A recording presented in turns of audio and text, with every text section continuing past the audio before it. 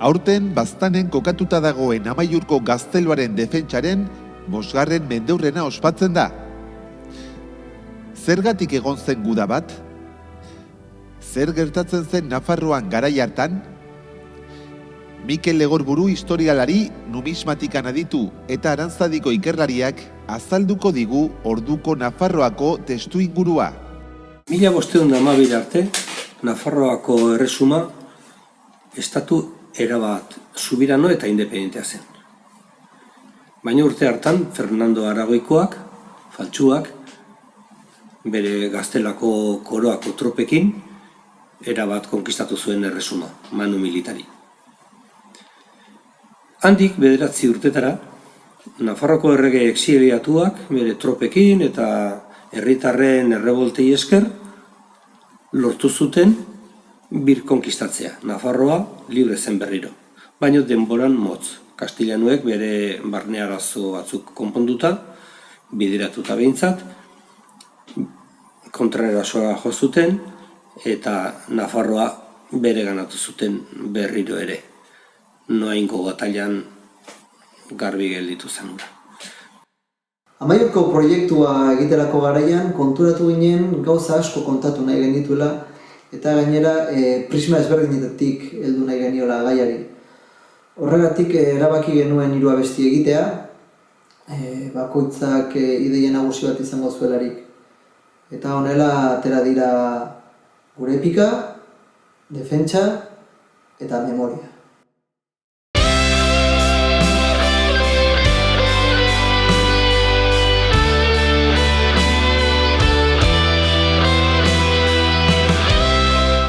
Amaiurko defentsa epikoa izan zela entzun dugu.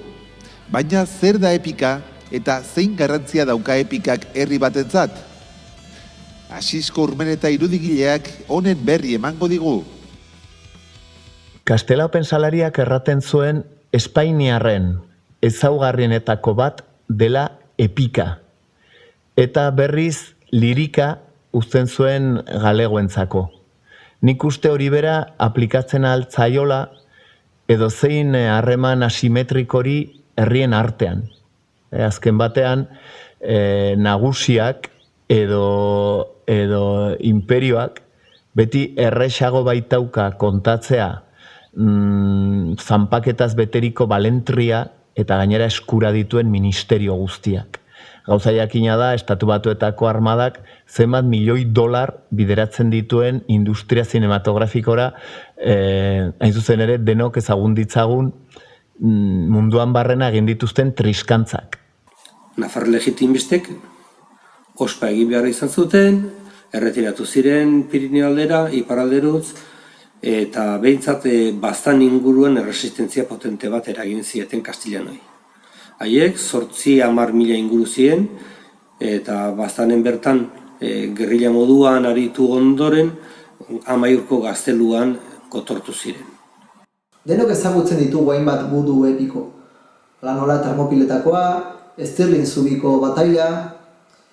Kontuan izan da, Amaiurren 100 lagun inguruk astebetez Espainiako armada poterotsuari aurre egin ziotela, konta liteke gertakari hau epikaren ikuspuntutik. Hona hemen Asisko Urmenetaren iritzia. Berriz, azkenaldi honetan, niri oso nabarmen egiten zait euskal inteligentziatik botatzen ari diren diskursoak trufatuz Amaiurko gestaz egiten dugun irakurketaz. Zangopean dagoen herriari baimentzen baitzaio lirika hori, zauriak milikatzeko, bere frustrazioa eta lehen mina eta morrina eta gainditzeko ukendu hori ez.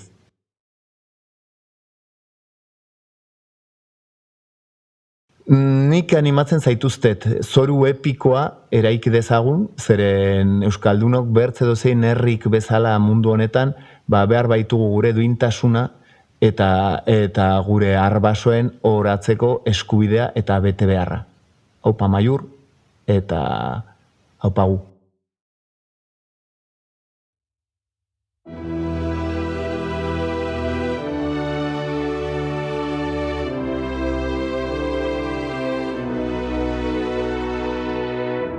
odolez eta malkoz bustita geratu dira noaingo zelaiak.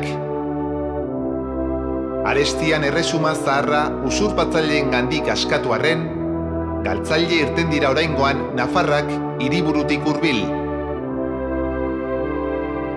Baina bizirik atera direnek ez dute amore eman.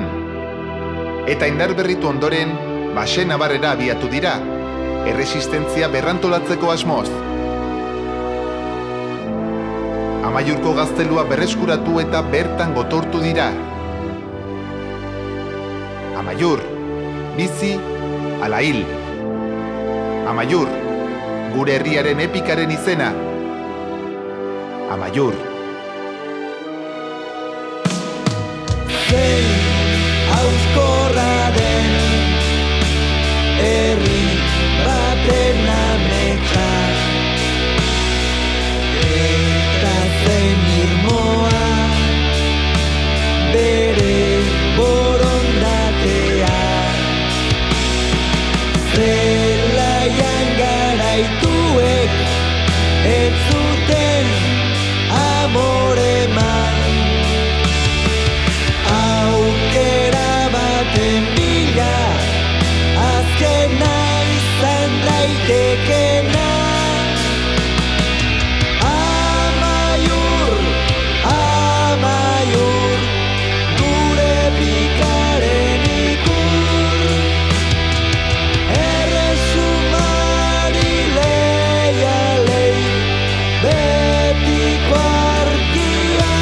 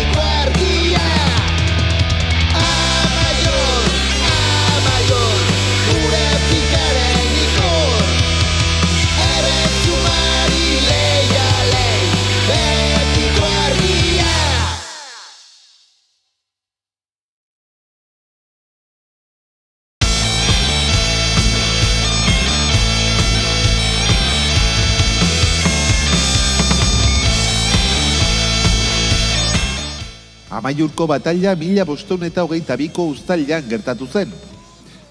Gaztelu barruan hilabete batzuk gotortuta zeuden nafar legitimistak zeuden, eta kanpoan milaka soldaduz osatutako armada espainiarra. Nola izan zen bataila?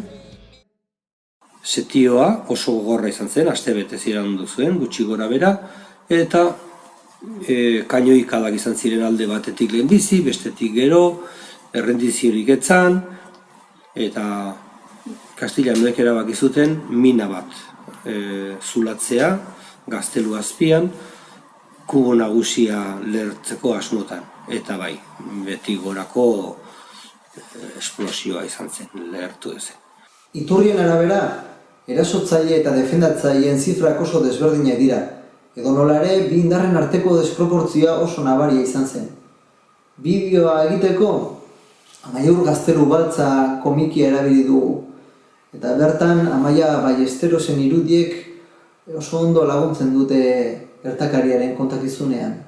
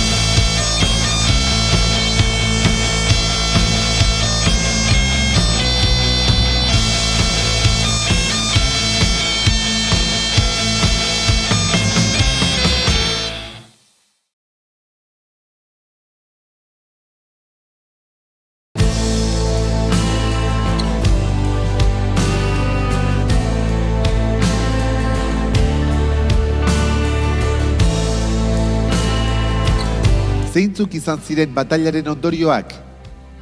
Zergatik gogoratzen dugu gertakari hura 500 urte eta gero? Zein esan nahi dauka aurtengo urteurrenak Amaiurtarrentzat? Harek eragin zuen errendizioa. Errendizio nolabait esateko noblea. Bizitzak salbu gelituko ziren, nobleak preso gelituko ziren, dozen erdi bat, soldaduak 200-300 bat izan ziren, eta biziri gelitu zirenak, aske gelitzeko aukera izan zuten, erreskate truke baten bitartez. Hildakoak, Gaztelupeko elizan izan ziren hilobiratuak. Duela 500 urte, 100 bat lagun gotortu zirenean Amaiurren, defendatzen zutena zen Nafar estatua bera.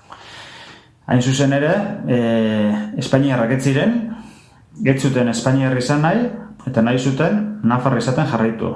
Zergaitik? Nafarroako estatua beraien neurrira propio eginda zegoelako. Nafarroako estatuko legeak zirelako beraien edo gure mendez mendeko ohituretan oinarrituak. Eta eskenuen hori guztia galdu nahi. Eta gaur egun ere zer esan dezakegu? Berdina, gu geu izaten jarraitu nahi dugula, gure kultura babesteko estatu propioaren beharra daukagula, eta beraz, zentzu horretan, esan nahia, orain 500 urte argi utzi ziguten bezala, orain ere, berbera da. 2022, Arrasurte berezia izaten Amaiurtarrondako eta baita Gaztelu elkarteko parteidondako. Arrasurte borobila da, 500 urte betetzen dire Gazteluko bataiatik eta ondotik Gaztelua lehertarazi izan zenetik. 100 urte betetzen dire Gazteluko muino hortan lehenengo aldiz monolitu eraiki izan zenetik, gero ondoti 1921an lehertarazi izateko, eta 40 urte betetzen dire, 1982an, Gaztelu elkartean ekimenez, berrez ere monolitori xuti jarri, eta berreraikia izan zenetik, ez? Hortaz, pixke bat begirada atzera botaz, aski pozgarria da 2022 hontean, 800, 100 eta 40 urten bueltan ere, herri honek euskaldun izaten segitzen duela, auzolanean iraganari bizkarrik eman gabe ere gure memoria historikoa berreskuratzen segitzen dugule, baina 2022an biziz, orainaldian biziz, eta etorkizunean ere bizitzeko gogoz eta asmoz, ez? Lur Barnerentzat, memoriak bere biziko garrantzia dauka, eta horregatik eskaini diogu kantu bat gai honi. Baina zergatik da memoriain garrantzitsua herri batentzat? Iñaki Digorasek oso ondo azaltzen digu hau. Herri batera etorrita ez dugu nahi inoren menpe egotea, horrek gure kultura galtzea ekarreko bailuke, besteak bestea. Beraz, etorkizuna duina izan da den guretako, memoria ezinbesteko dugu. Zergaitik, gaur egun egiten ditugun pausuak zentzuzkoak izan behar dutelako etorkizun horretara iristeko. Eta zentzua iraganaren memoriak ematen digulako. Iraganak nolabait moldatu baitu gaur egun garena. Beraz, horixe, memoria ezinbesteko baldintza dugu etorkizun duin baterako. Amaiurko Gaztelu elkarteko Mikelek kontatzen duen bezala, aurten hainbat ekitaldi, egitasmo eta mugimendu sortu da honen inguruan. Beraz, esan daiteke, Amaiurre memoria bizirik jarraitzen duela. Aski pozgarria da izaten, ikustea nola Euskal Herriko iskin ezberdinetatik, ekimen ezberdinak iristen ari zaizkigun gure herrira, tartean, eskutartean dugun trilogia musikal hau, argi duguleko segurenik 21. mende hontan martxan jartzen aldugun erresistentzia aktibo handiena izan daitekela sorkuntza, kultura, beti ere euskaraz eta herri ikuspegi eta auzolana oinarri hartutaz. Bide hortan, mila esker, bi bazuek eta segi hortan.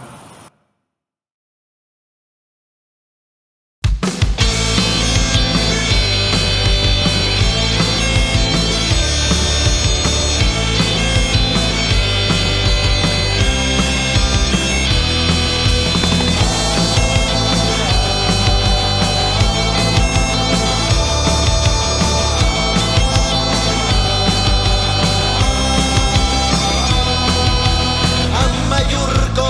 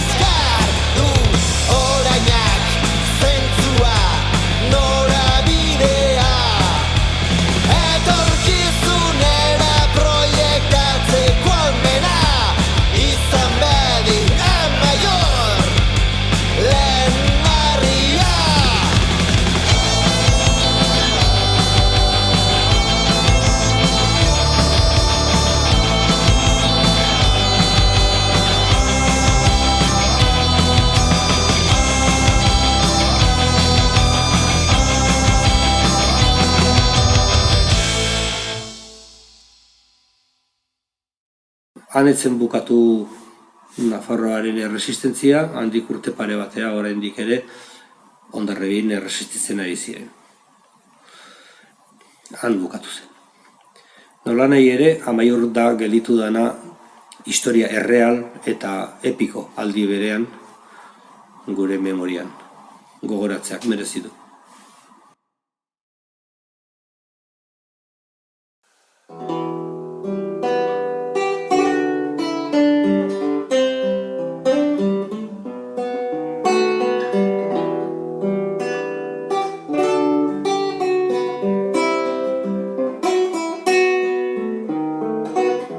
Zein auskorra den herri baten ametsa,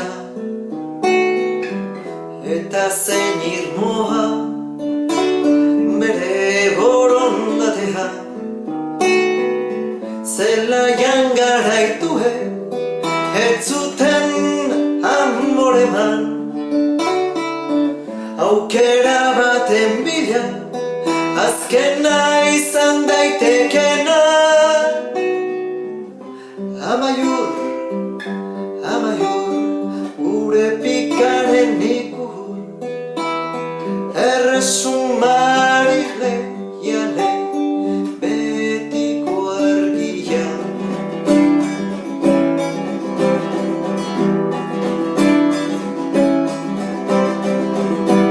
Eun bat lagun, zazpi salbon, Jakue belatz metrano aurrean,